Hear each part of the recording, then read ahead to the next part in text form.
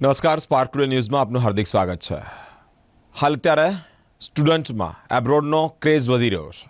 એટલે કે બેચલર અને માસ્ટર્સ કર્યા પછી બેચલર્સ કર્યું હોય તો માસ્ટર કરવા અને માસ્ટર કર્યું હોય તો પીએચડી કરવા માટે વિદ્યાર્થીઓ હવે એબ્રોડ એટલે કે બીજા દેશોમાં વિદેશમાં ભણવા જવાનું ખૂબ વિચારી રહ્યા છે. ઇવન એટલું જ નહીં, ત્યાં જઈ અને ભણ્યા પછી સેટ થવા પણ ઈચ્છી રહ્યા છે. એટલે કે હાલ અત્યારે અલગ અલગ કન્સલ્ટન્સી દ્વારા વિદ્યાર્થીઓને ખૂબ સારી રીતે મોકલવામાં આવે છે. આઈટીએસ ક્લિયર કર્યા પછી સારી એવી યુનિવર્સિટી, વેલ રેપ્યુટેડ યુનિવર્સિટી કે જ્યાં ફીસથી લઈ એકોમોડેશનથી લઈ તમામ વસ્તુઓની વ્યવસ્થા અહીંયાથી જ કરી આપવામાં આવે છે. વડોદરા શહેર જ નહીં પરંતુ આખા ગુજરાતમાં અલગ અલગ કન્સલ્ટન્સી દ્વારા વિદ્યાર્થીઓને કોઈપણ પ્રકારની તકલીફ ન પડે તે માટે સુચારું આયોજન કરવામાં આવતું હોય છે. અમારી સાથે એઈસીસીના પૂનમ મેમ જોડાયા છે. તેઓ સાથે વિશેષ વાતચીત કરવી છે કે વિદ્યાર્થીઓને કોઈ પ્રકાર ત્યાં તકલીફ ન પડે. Abroad it mean Canada, UK, US અને અલગ અલગ બીજી યુરોપની કન્ટ્રીઓમાં ત્યાં વિદ્યાર્થીઓ ભણવા તો ઈચ્છે છે, પરંતુ ભણ્યા પછી ત્યાં સેટ થવાનું પણ ઈચ્છે છે. એઈસીસી જે બેસ્ટ વડોદરા શહેરની અંદર બેસ્ટ કહેવાય કે જ્યાં વિદ્યાર્થીઓને તકલીફ ન પડે તેવું એડવાન્સ તે લોકો ધ્યાન જ રાખે છે. વિશેષ વાતચીત તેઓની સાથેથી કરવી છે. મેમ, સ્પાર્ક ટુડે ન્યૂઝમાં આપનું હાર્દિક સ્વાગત છે. Thank you. પહેલાં તો આપની આ કન્સલ્ટન્સી વિશે વાતચીત કરવી છે કે એઈસીસી, વોટ ઇઝ એઈસીસી? સો બેઝિકલી એઈસીસી એક લીડિંગ ઇન્ટરનેશનલ એજ્યુકેશન કન્સલ્ટન્સી છે જે ઓલમોસ્ટ સ્ટુડન્ટ્સને જે એબ્રોડ પ્લાન કરી રહ્યા છે એમના ડ્રીમ ફૂલફિલ કરવામાં એમને હેલ્પ કરે છે. લાઈક કેવી રીતે?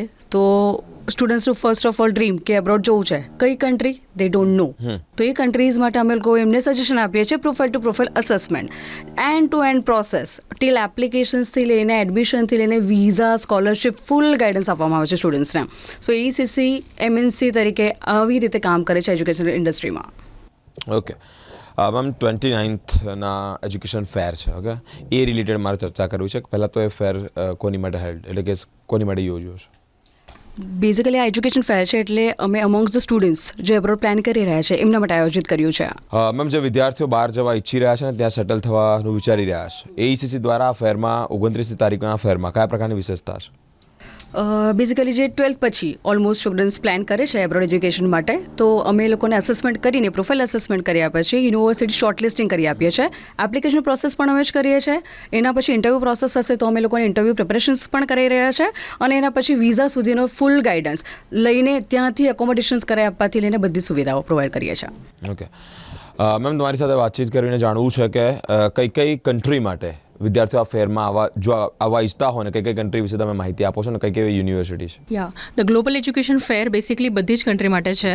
સો basically Canada, Australia, New Zealand, UK, Germany, all the countries we are dealing with. So basically this global education fair will be catered for all the destinations. It's a multi destination education fair. Okay, if I talk about the universities, okay, kind of university over there. Yeah, let me guide you for the universities. AECC પાસે 1100 યુનિવર્સિટીઝનો tie-up છે, and AECC is having a reach for till 14 countries globally. It is recognized for 14 countries globally.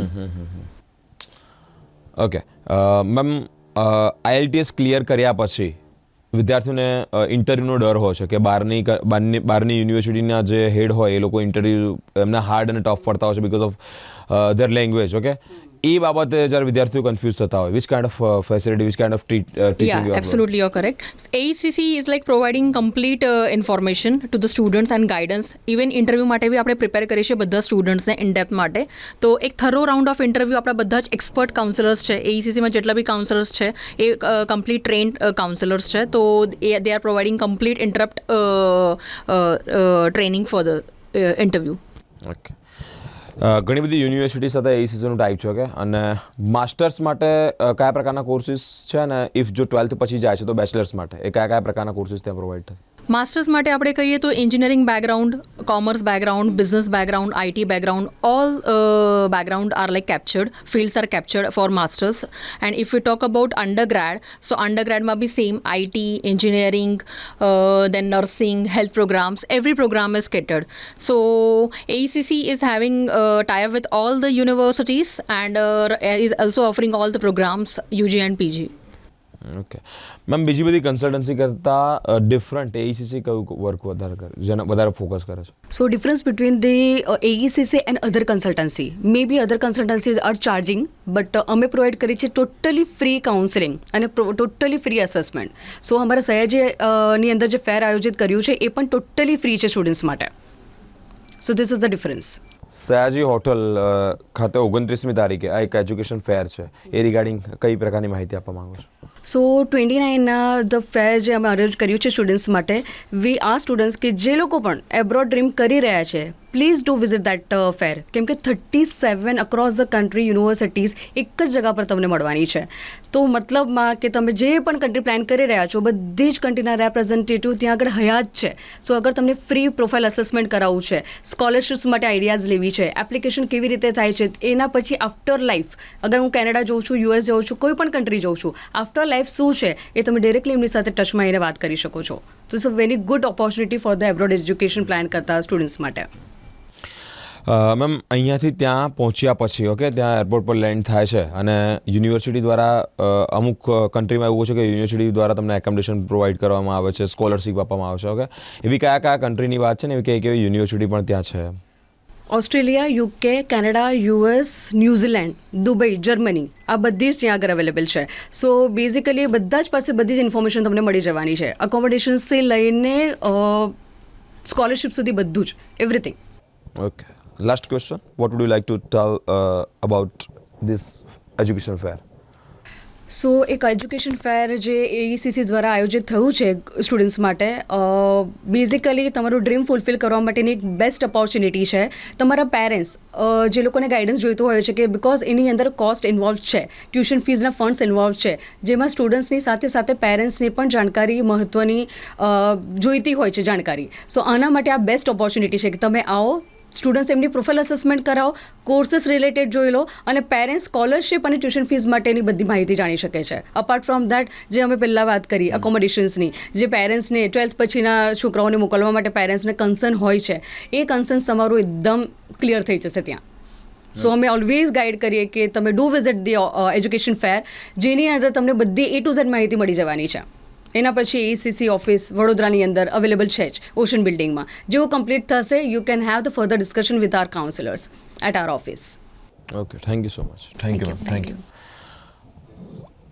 29th એટલે કે 29મી તારીખે Sayaji hotel ખાતે એઈસીસી દ્વારા એક education ફેર, અને ફેરની અંદર તમામ જે અત્યારના યંગ જનરેશનમાં જે છોકરાઓ 12th ક્લિયર કરે છે, ક્યાં ગ્રેજ્યુએશન ક્લિયર કરે છે, અને પછી ત્યારબાદ એ લોકોને એબ્રોડના સપના હોય છે કે કેનેડા જઈને ભણીએ, યુએસ જઈને ભણીએ, યુકે જઈને ભણીએ અને પછી ત્યાં સેટ થઈએ. પરંતુ ઘણી બધી રીતે કન્ફ્યુઝન હોય છે કે એકોમોડેશન, ટ્રાન્સપોર્ટેશન, ઓકે, કોલેજમાં જઈએ છીએ તો ફીસ કેવી હશે, ત્યાં સ્કોલરશિપ મળે છે કે કેમ, કેટલા વર્ષનું ભણવાનું હશે, કયા વર્ષનું ઇઝી પડશે.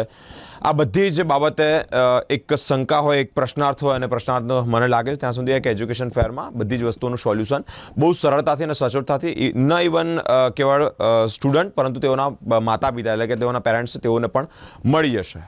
એકવાર અવશ્ય અને અચૂક એઈસીસી દ્વારા 29મી તારીખે સયાજી હોટેલ ખાતે જે એજ્યુકેશન ફેર રાખવામાં આવ્યો છે, જો આપ આપના બાળકનું ભવિષ્ય ઉજ્જવળ બનાવી અને ત્યાં સેટલ કરવા માંગો છો તો એકવાર અવશ્ય મુલાકાત લો, જેનાથી ઘણા બધા ક્વેશ્ચનના આન્સર મળી જશે. ઘણી બધી સંકોચેલા પ્રશ્નો છે તેનું પણ વિઝન ક્લિયર થઈ જશે. આવા અલગ અલગ ટોક, અલગ અલગ માહિતી આપ સુધી પહોંચાડતા રહીશું અમારી સાથે.